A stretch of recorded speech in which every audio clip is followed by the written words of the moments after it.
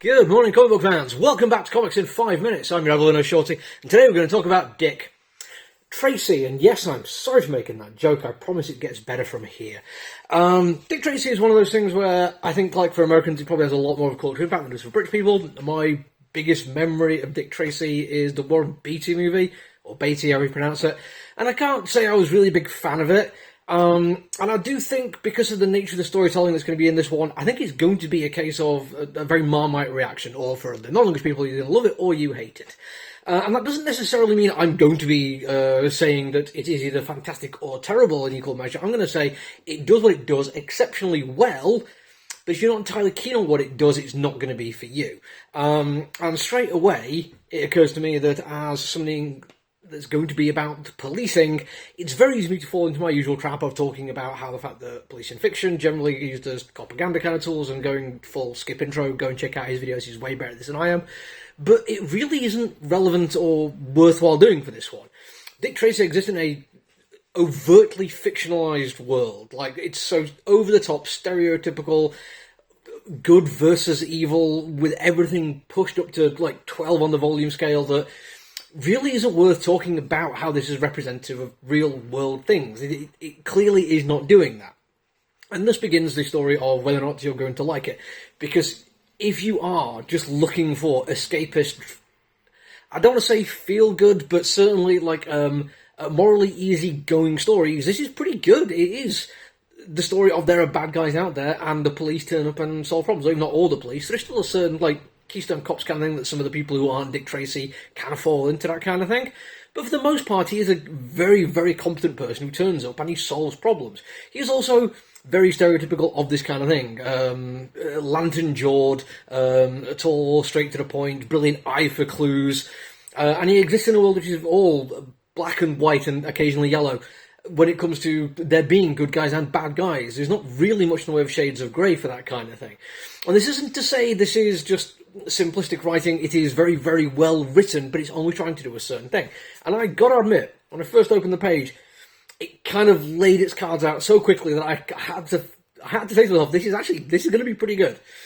The city, 1947. An urban jungle struggling to escape a hell of its own creation. I mean, straight away, that's pretty solid, right? Then you get to this next bit where it's talking about this place that people go to where they want to engage in secretive activities, and there is two guys going for a conversation together, and it's only got a second kind of read through, where I was like, wow, this could be seen as almost like queer coding kind of thing, but it never even occurred to me first time around. It was literally like I went into it with my eyes very much prepared for what they were showing me, which was two people engaged in clandestine activities. One of whom worked for the government, one was a reporter, and they were going to whistle-blow on some terrible thing that happened, and it's like, yeah, that makes perfect sense to me.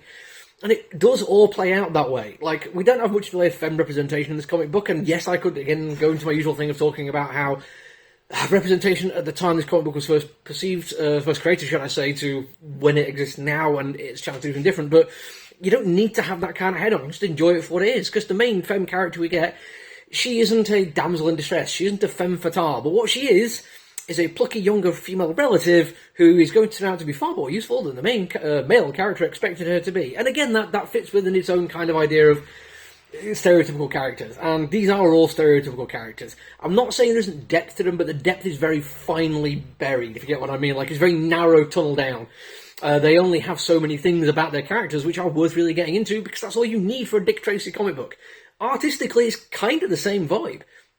The characters do look fantastic, but there's not much variation, really. I mean, the characters are all distinct, but they all fit within a certain time and place in America, and they all look exactly like they belong there. The few times it really stands out to me is when it does lean into the simplicity of it to show the detail hidden in that simplicity. There's a rather wonderful shot of a crime scene where there's a fixed single point perspective, and our vision of the world kind of warps around that point, and it looks fantastic. It gives you a chance to, like, fall into the world and appreciate all the detail that's put into it.